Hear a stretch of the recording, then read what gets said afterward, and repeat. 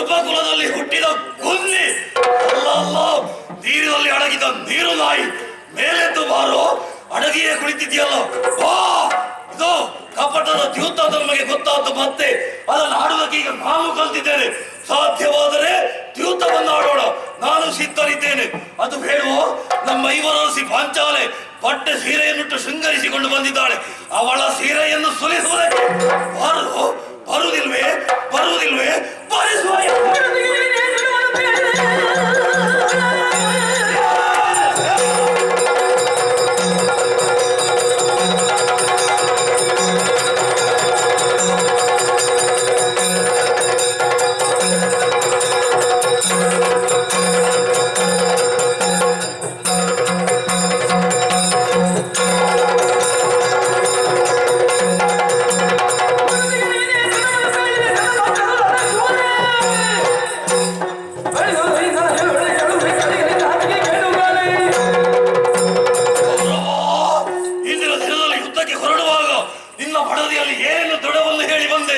ಪಾಂಡವರನ್ನು ಕೊಂದು ಬರ್ತೇನೆ ಅಂತ ಹೇಳಿದ್ಯೋ, ಅದೇ ಪ್ರಕಾರಕ್ಕಾಗಿ ಈಗ ನೀನು ನೀರಿನಲ್ಲಿ ಅಡಗಿದ್ದಿ.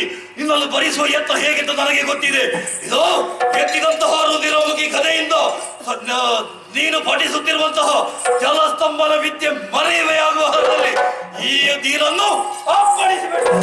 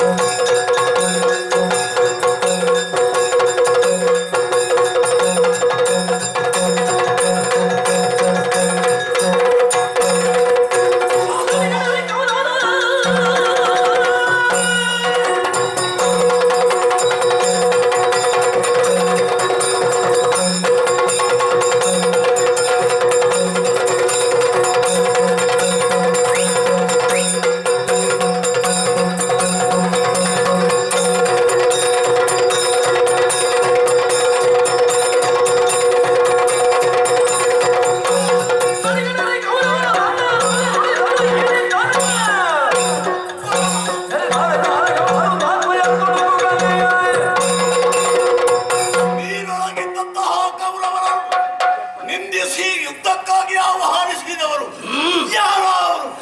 ಧರ್ಮರಾಯನೋ, ಭೀಮನೋ, ನಕುಲ ಸಹದೇವನೋ, ಅರ್ಜುನನೋ?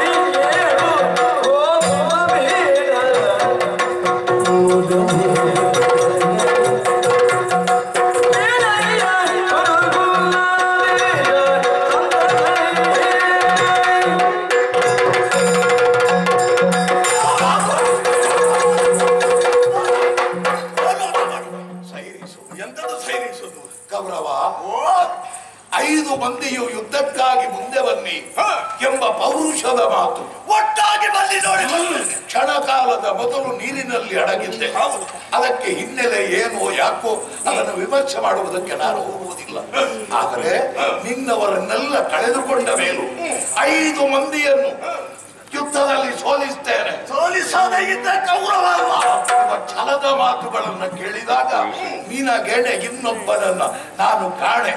ಆದರೆ 5 ಮಂದಿಯೂ ನಿನ್ನ ಮೇಲೆ ಎರಗುವುದು ಸರಿಯೇ? ಈ ಜಿಜ್ಞಾಸೆ ನನಗೆ. ಯಾಕೆ ಅಂತ ಹೇಳಿದ್ರೆ ನೀನೋರ್ವನಿದ್ದಿ, ನಾವು 5 ಮಂದಿ ಕೂಡಿ ನಿನ್ನಲ್ಲಿ ಯುದ್ಧ ಮಾಡುವುದು ಧರ್ಮ ಅಲ್ಲ. ನೀವು ನಮ್ಮಲ್ಲಿ ಯಾರನ್ನಾದರೂ ಒಬ್ಬನನ್ನ ಆಯ್ಕೆ ಮಾಡಿದರೆ ಹಾಗೆ ಯುದ್ಧ ಮಾಡಬಹುದು. ಒಬ್ಬರನ್ನ ಆಯ್ಕೆ ಮಾಡಬೇಕು. ಹೌದು, ನಕುಲ, ಸಹದೇವ, ಭೀಮ, ಈ ಕಡೆ ನೋಡಿ. ನಾನು ನಿನ್ನನ್ನೇ ಆಯ್ಕೆ ಮಾಡಿದ್ರೆ ನಾನು ಯುದ್ಧಕ್ಕೆ ಸಿದ್ಧನಿದ್ದೇನೆ.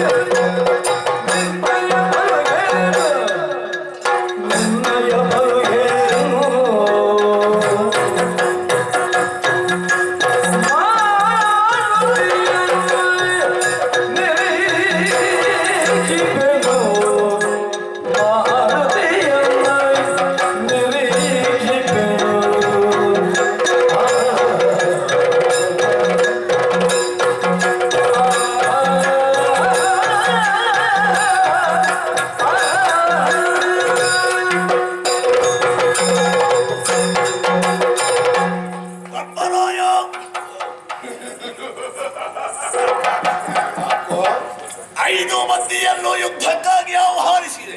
ಬೇಡ, ಈ ಕಾಲಕ್ಕೆ ನಿನ್ನ ನಿಬಂಧನೆಯಾದರೂ ಏನು? ನಾವು ಧರ್ಮಾತ್ಮರು, ಏನಿದ್ರು ಯುದ್ಧ ಮಾಡುವಲ್ಲಿ ಧರ್ಮ ಅನ್ನೋದನ್ನು ಈಗಲೂ ಇಟ್ಟುಕೊಂಡಿದ್ದೇವೆ. ಒಬ್ಬನನ್ನು ಆಯ್ಕೆ ಮಾಡು ಅಂತ ಹೇಳಿ. ಹೌದು, ಯಾರು ಆದೀತ? ಈಗ ನಿನ್ನಲ್ಲೇ ಆಯ್ಕೆ ಮಾಡಿದ್ರೆ ನಾನು ಸಿದ್ಧರಿದ್ದೇನೆ. ಏನು ಮಾತಾಡ್ತೀರ ಧರ್ಮರಾಯ? ಏನಾಯ್ತು? ಯುದ್ಧಾಂಧ್ರಾಯ ತಿಳಿಯದೇ ಇದ್ದವನಲ್ಲ. ಆದ್ರೂ ಅದಕ್ಕಿಂತ ಮುಖ್ಯವಾದ ಸತ್ಯ, ಬದುಕಿನ ಹೋರಾಟ, ಸ್ಥಿರತೆಯನ್ನು ಹೊಂದಿದವ ಯುಧಿಷ್ಠಿರ ಅನ್ನುವ ಹೆಸರು ಬಿಟ್ಟರೆ ರಣಕಣದಲ್ಲಿ ಸೆಳಸಿ ನೀ ಸಾಹಸವನ್ನೇನು ತೋರಿಸಿದ್ಯೋ. ಏನೋ ಬೆಳಿಗ್ಗೆ ಆಗುವಾಗ ಶಲ್ಯನನ್ನು ವಧಿಸಿದ್ಯ ಅನ್ನೋ ವಿಷಯ ಗೊತ್ತಿದ್ರು ನಿನ್ನನ್ನು ನಾನು ಯುದ್ಧಕ್ಕೆ ಆಹ್ವಾನಿಸಿ